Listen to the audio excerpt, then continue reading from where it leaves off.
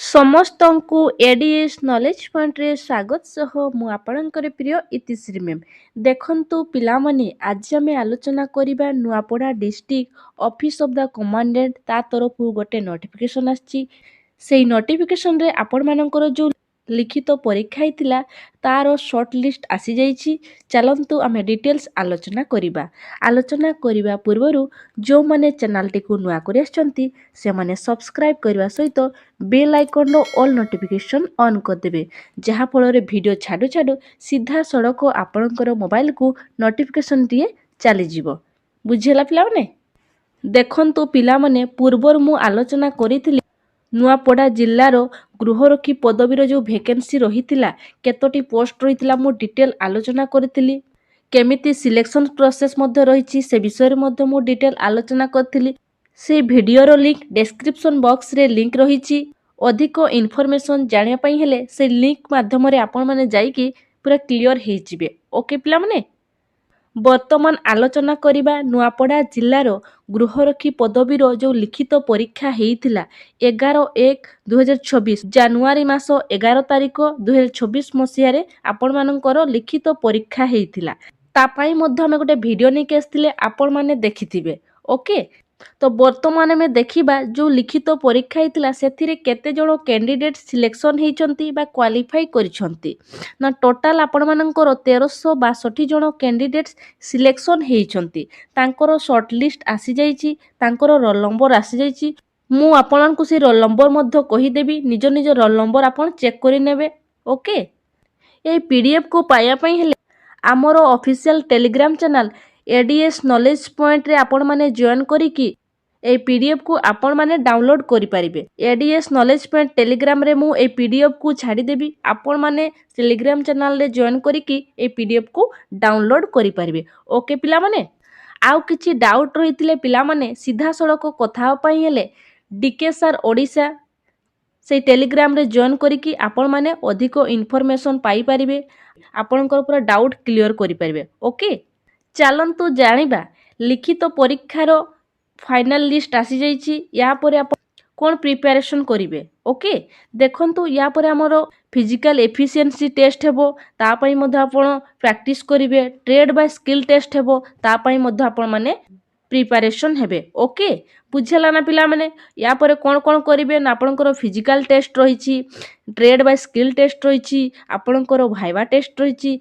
ଭାଇବା ଟେଷ୍ଟର ଭିଡ଼ିଓ ପ୍ଲେଲିଷ୍ଟରେ ମଧ୍ୟ ରହିଛି, ଆପଣମାନେ ପ୍ଲେଲିଷ୍ଟକୁ ଯାଇକି ମଧ୍ୟ ଦେଖିପାରିବେ, କିମ୍ବା ୟାର ଭିଡ଼ିଓ ଲିଙ୍କ୍ ମୁଁ ଡେସ୍କ୍ରିପସନ୍ ବକ୍ସରେ ଦେଇଥିବି, ଆପଣମାନେ ସେ ଲିଙ୍କ୍କୁ ମଧ୍ୟ କ୍ଲିକ୍ କରିକି ଭିଡ଼ିଓ ଦେଖିପାରିବେ।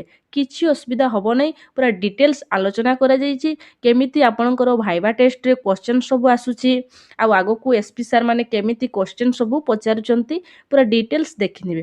ଓକେ ପିଲାମାନେ? ଚାଲନ୍ତୁ ପିଲାମାନେ, ବର୍ତ୍ତମାନ ଆମେ ଦେଖିବା ଯେଉଁ ଲିଖିତ ପରୀକ୍ଷାରେ 1362 ଜଣ ପିଲା କ୍ୟାଣ୍ଡିଡେଟ୍ ସିଲେକ୍ସନ୍ ହେଇଥିଲେ ତାଙ୍କର ରୋଲ୍ ନମ୍ବର ୱାଇଜ୍ ଆମେ ଦେଖିବା। ଓକେ, ଗୋଟି ଗୋଟି କରି ଆପଣଙ୍କୁ ଦେଖେଇବି ସେ ରୋଲ୍ ନମ୍ବର, କେଉଁମାନେ ସିଲେକ୍ସନ୍ ହେଇଛି ଆଉ କେଉଁମାନେ ସିଲେକ୍ସନ୍ ହେଇନାହାନ୍ତି। ନିଜ ନିଜ ରୋଲ୍ ନମ୍ବର ଚେକ୍ କରିନେବେ। এই জায়গায় নিজ নিজ রোল নম্বর আপনার দেখিপারে candidates with following roll numbers have been shortlisted. তাহলে আপনার এই জায়গায় কোণ আছে রোল নম্বর রয়েছে, নিজ নিজ রোল নম্বর দেখবে।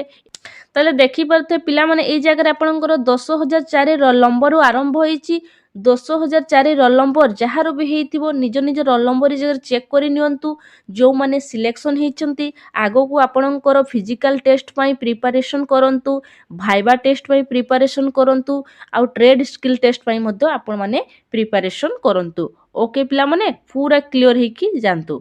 ପରବର୍ତ୍ତୀ ରୋଲ୍ ନମ୍ବର ଗୁଡ଼ିକ ଦେଖନ୍ତୁ ପିଲାମାନେ, ଏଇ ଜାଗାରେ ଆପଣମାନଙ୍କର 10,726ରୁ ଆରମ୍ଭ ହେଇଛି। ଦେଖନ୍ତୁ 10,726 ଯାହାର ବି ରୋଲ୍ ନମ୍ବର ହେଇଥିବ ସେମାନେ ଫିଜିକାଲ ପାଇଁ ପ୍ରିପାରେସନ୍ ହୁଅନ୍ତୁ ପିଲାମାନେ। ଆଉ ବାକି ଯେଉଁମାନଙ୍କର ରୋଲ୍ ନମ୍ବର ଅଛି ନିଜ ନିଜ ରୋଲ୍ ନମ୍ବର ଏଇ ଜାଗାରେ ଚେକ୍ କରିଦିଅନ୍ତୁ। ଯେଉଁମାନଙ୍କର ବି ରୋଲ୍ ନମ୍ବର ଏଇ ଜାଗାରେ ରହିଛି ସେମାନେ ଆଗକୁ ପ୍ରିପାରେସନ୍ କରନ୍ତୁ, ଫିଜିକାଲ ଟେଷ୍ଟ ପାଇଁ ଭାଇବା ଟେଷ୍ଟ ପାଇଁ ପ୍ରିପାରେସନ୍ ହେଇଯାଆନ୍ତୁ। ଓକେ ପିଲାମାନେ, ଆଉ ଅଳ୍ପ ଦିନ ରହିଲା, ବେଶୀ ଦିନ ରହିଲା ନାହିଁ। ପରବର୍ତ୍ତୀ ରୋଲ୍ ନମ୍ବର ଗୁଡ଼ିକୁ ଆମେ ଦେଖିବା। ଚାଲନ୍ତୁ, ପରବର୍ତ୍ତୀ ରୋଲ୍ ନମ୍ବର ଗୁଡ଼ିକ ଦେଖନ୍ତୁ। ଏଇ ଜାଗାରେ ଆପଣମାନଙ୍କର 12,361ରୁ ଆରମ୍ଭ ହେଇଛି। ତ ଯେଉଁମାନଙ୍କର ୟା ଭିତରେ ରହିଛି ରୋଲ୍ ନମ୍ବର ଗୁଡ଼ିକ ନିଜ ନିଜର ଚେକ୍ କରିଦିଅନ୍ତୁ ପିଲାମାନେ, କେଉଁ ଜାଗାରେ ଆପଣଙ୍କର ରୋଲ୍ ନମ୍ବର ରହିଛି ଆଉ ତା ପାଇଁ ଆଗକୁ ପ୍ରିପାରେସନ୍ କରନ୍ତୁ। ଓକେ, ଆମେ ପରବର୍ତ୍ତୀ ରୋଲ୍ ନମ୍ବର ଗୁଡ଼ିକ ଦେଖିବା, ଚାଲନ୍ତୁ।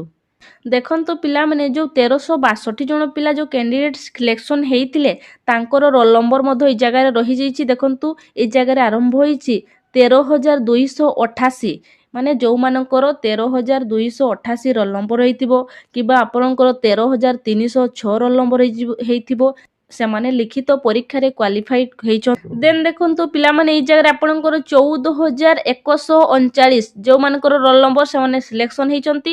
ନିଜ ନିଜ ରୋଲ୍ ନମ୍ବର ଚେକ୍ କରିଦିଅନ୍ତୁ। ତାହେଲେ ପିଲାମାନେ ନିଜ ନିଜ ରୋଲ୍ ନମ୍ବର ଚେକ୍ କରିନେଲେ ଆଉ ଆପଣଙ୍କର ନେକ୍ସଟ ଫିଜିକାଲ୍ ଟେଷ୍ଟ ରହିଛି, ସ୍କିଲ୍ ଟେଷ୍ଟ ରହିଛି, ଟ୍ରେଡ୍ ଟେଷ୍ଟ ରହିଛି।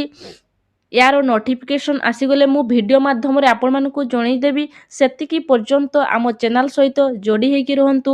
ଆଉ ଯେଉଁମାନେ ନୂଆ କରି ଆସିଛନ୍ତି ସେମାନେ ସବସ୍କ୍ରାଇବ୍ କରିବା ସହିତ ବେଲ୍ ଆଇକନ୍ର ଅଲ୍ ନୋଟିଫିକେସନ୍ ଅନ୍ କରିଦିଅନ୍ତୁ, ଯାହାଫଳରେ ଭିଡ଼ିଓ ଛାଡ଼ୁ ଛାଡ଼ୁ ସିଧାସଳଖ ଆପଣଙ୍କ ନିକଟକୁ ନୋଟିଫିକେସନ୍ଟିଏ ଚାଲିଯିବ। ଆପଣ ଶୀଘ୍ର ଭିଡ଼ିଓ ଦେଖିପାରିବେ, ଅଧିକ ଇନଫର୍ମେସନ୍ ଜାଣିପାରିବେ। ଆଉ ଯାହା ବି ଆପଣଙ୍କର ଡାଉଟ୍ ରହିବ Telegram group DK sir Odisha, ସେଥିରେ ଆପଣମାନେ ଜଏନ୍ କରିପାରିବେ। କିଛି ଅସୁବିଧା ନାହିଁ। ଆପଣଙ୍କର ଯେକୌଣସି ଡାଉଟ୍ ବା ସିଧାସଳଖ କଥା ପାଇଁ ହେଲେ ଡିକେ ସାର୍ ଓଡ଼ିଶା ସେ ଗ୍ରୁପ୍ରେ ଆପଣମାନେ ଜଏନ୍ କରିପାରିବେ। ଓକେ, ଆଉ ଏହାର PDF ପାଇବା ପାଇଁ ହେଲେ ADS ନଲେଜ୍ ପଏଣ୍ଟ ଟେଲିଗ୍ରାମ ଚ୍ୟାନେଲରେ ଆପଣମାନେ ଜଏନ୍ କରିକି PDFକୁ ଡାଉନଲୋଡ୍ କରିପାରିବେ। ସେଥିରେ ମୁଁ PDF ଛାଡ଼ି ଦେଇଥିବି। ଓକେ ପିଲାମାନେ, ନିଜ ନିଜ ସାଙ୍ଗ ନିକଟକୁ ସେୟାର କରନ୍ତୁ, ଭିଡ଼ିଓକୁ ଲାଇକ୍ କରନ୍ତୁ ଆଉ ଆପଣଙ୍କର ମତାମତ ଦେବା ପାଇଁ ଜମା ଭୁଲନ୍ତୁ ନାହିଁ। ଧନ୍ୟବାଦ।